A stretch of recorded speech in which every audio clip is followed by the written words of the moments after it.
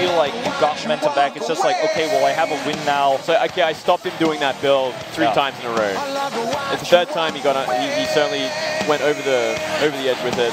Let's see what happens in this next one. You don't get into his head with this either. It's just like, oh, okay, you got me. You're not going to do this again. It's never going to work again. And I'm not scared of you. I just, you know, I got ByuL countered. I misread the situation. Looks like the fans, the commentators, and the players are ready to jump into set 4. As mentioned, the map will be Coda. This is the final Star League season of the year, the last one on Heart of the Swarm. And herO's last chance to win a Korean Star League, as he is already knocked out of the GSL this season. ByuL wants to take his first finals as well. Looks like there's a slightly longer delay here before we go into this game. Making sure that white noise is activated for both players. Okay, here we go, ladies and gentlemen. Everything is good and set to go. Let's jump into set 4 on Coda. ByuL versus herO.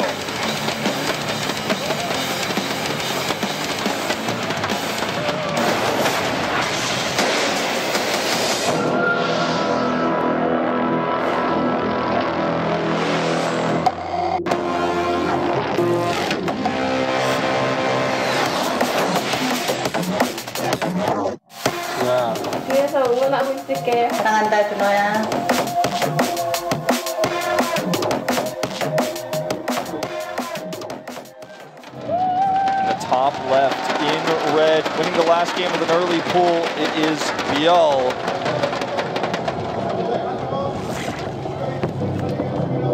Definitely going to be somewhat helpful for his mindset, but not the best win there. Not a late game win, not a solid build order advantage in the mid game. Doesn't send a message like the ones we've seen from herO so far. Speaking of which, down in the bottom right in the blue, it is he. He is herO. Looks like he's going to go for the same building placement pylon in the natural. Most likely going to be a gateway behind it. There we go. Yeah, in fact, just kind of sticking with what's been working. Obviously, in the previous game, he didn't see the links. Well, looky here. ByuL actually going to be going for an early gas and a pull behind it. 14-14. Quick speed links on the map. This is something that herO will scout. Oh, wait. Never mind. Cancel that extractor. Saw the probe on the way. Yeah, he knows that if the probe sees this, it's a big problem. But this alone is somewhat of a problem, just simply because his hatch is somewhat delayed with his own build order. Yeah, he's going to try to sneak this drone behind, stop the probe from denying it. That's really smart. That's what I do every game. Well, I'm so dumb. You're so smart. You're pro level. I'm pro level wolf. There we go. Hatchery goes down. You know, if he hadn't done that as well, I mean, these are the little things in Starcraft that you do on like Grandmaster's ladder and that ByuL does it in the grand finals that are so beautiful. If he doesn't actually show if he doesn't show the drone, he can do that. But if he shows the drone, his pool is so late, it's going to be a forever pool. And he's going to just pile on black that, and it's a nightmare. That's right. You can just deny it for a long time. Dance that probe around. It creates a lot of problems, a little bit of frustrating sort of situation. Beyond that, just a normal sort of startup from both sides. Here, he did this every other game, but it got aggressive when he finally finished that cyber corner. We saw that robo go down. Let's see if he wants to do that again or normalize things this time around. Yeah, that's the question. This probe is going to hide back here to try to get some extra scouting info about what's going on. Perhaps expecting early gas just the same, and he's going to come in and find, in fact, it's not. So a great little hidden scout. Both players hiding their early workers to get a small advantage, and we'll see that extractor coming up. Knows it's very late. Yeah, it's a 4-minute extractor. Nothing out of the ordinary here. He's like, okay, I can work with this. You might lose the probe for it, but still a pretty important scout. Yeah, you know, it's one of those scouts where ByuL doesn't get really angry about it or like he doesn't get frustrated because it is pretty frustrating, but it's not a tilting scout. It's like, oh, he saw what I was doing, was pretty normal. And he canceled as well, so in the end of all things, no link speed on the map for a long time. Simply going to be droning up 3 bases, which is also a great way to go about it. Now, with that extra, you know, mining with extra drones off the extractor, you can drone up 3 bases, use all that larva, get the extra queens out pretty quickly as well. You see a Zealot forcing its way across the map, and a Stalker to follow it up, though. Without speed, this can kind of snowball into a small advantage. You can do a lot of aggression, especially, no speed on the map. The Stalker's going to be living for a very long time, kiting just about everything, so long as it's not on creep. Yeah, it's got the same speed off creep as those Lings. Oh, Lings are going to get a big scout off there. Stalker out of place. This has kind of been a consistent theme for this series, the Lings finding their way into... Oh, and a trigger. probe nearly going down as well. Yeah, finding the way into the base, getting some scouting, nearly killing a probe, as you mentioned. In this case, there's nothing to see, but he knows it's likely going to be a sentry follow-up into a third base at this point. Yeah, need to see a forge go down and a couple of gateways if he wants to solidify that. And if not, then it should be another tech building. This Zealot does, you know, get totally microed out against herO. Only 2 lings going down for that. So a bit of a trade for ByuL, who's continued to drone like a madman. Also finally starting to take those gases. 400 minerals, still no commitment to anything from here. It kind of feels like it's just going to be an empty third, like no tech buildings, no upgrades, and there it is. And behind this, he's going to throw down a bunch of gateways and just keep investing into sentries, so he has a lot of force fields in case anything comes his way. Yeah. Or if he wants to do a timing attack with that empty third, as you were mentioning, you know, keep in mind that this is not scouted from ByuL yet, this third nexus. So he has really no information. The lings that he had nearby were at the other location, which is to the north of herO's main base, where of course there's nothing. Overlord sees it. He sees it now. All right, he knows what's going on here. Forge behind this, as well as the gateways are beginning to be made.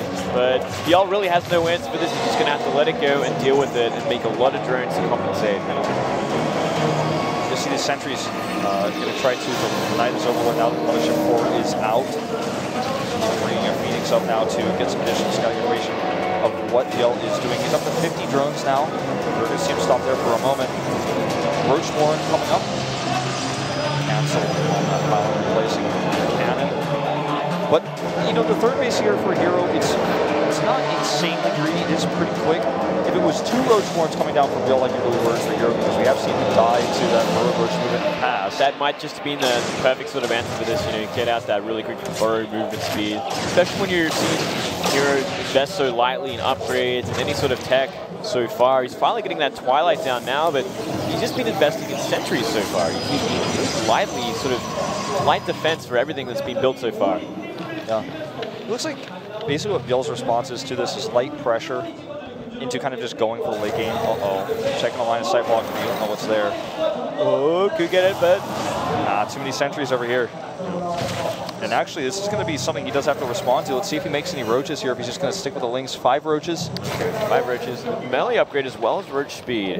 Interesting combo there. See how many roaches he meant to do. Oh, ran up in there.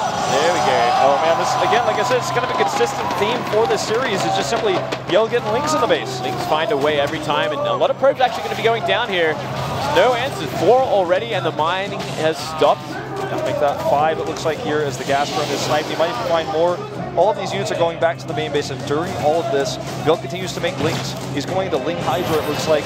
With roach speed, you know, I guess perhaps just for safety. Just in case, and I do like this double upgrades for the lings as well. Could mean he wants to invest later down the track into ultras if he gets to that stage. But you know, Link Roach Hydra for now, very powerful competition. We'll see if he wants to go into that Hive tech for the Vipers to help out as well. Yeah. So many gateways going down. So many gates. We're seeing just a plethora of tech from ByuL. He's getting the Spire now, as well as Hydra range. You know, the 1-1 upgrades for Ultras and Lings, and a 4th base. Far to the right side. This is something that if herO scouts might be able to hit pretty hard, but it's unlikely he will scout it at this stage of the game. And this looks like it's probably going to go late game. I mean, it's looking that way. Well, we say that, but when we see herO move across the map, and I kind of get the impression we are going to see this 3-base all-in with Blink Stalker +2 from him. He does have a ton of gateways. I think he's got 9 or 10. He made so many gateways. He's still making probes right now, though, so it's not like he's cutting economy just yet. But this counterattack's going to buy ByuL a lot more time. Especially if the Zealot's not in hold position in the right spot. Oh, look at forces a recall. Recall, and a lot of Stalkers walked in here. Kind of gives away exactly what herO wants to do as well. And already Hydra's on the way. Sort of a great situation for ByuL to be in right now. He just has to be in place with all his units. Yeah. You know, this gives time for the Hydras to now kind of ball up and get ready, whereas before, if he actually was hitting the attack, right now the Hydras will be coming out little by little. They can get force fielded off, they can get trapped up the ramps, you know, trying to reinforce from those bases. But as it is now, they're all together, and it's actually kind of the right comp to deal with what herO has. The Lings getting on top of the sentries is somewhat essential in this fight as well.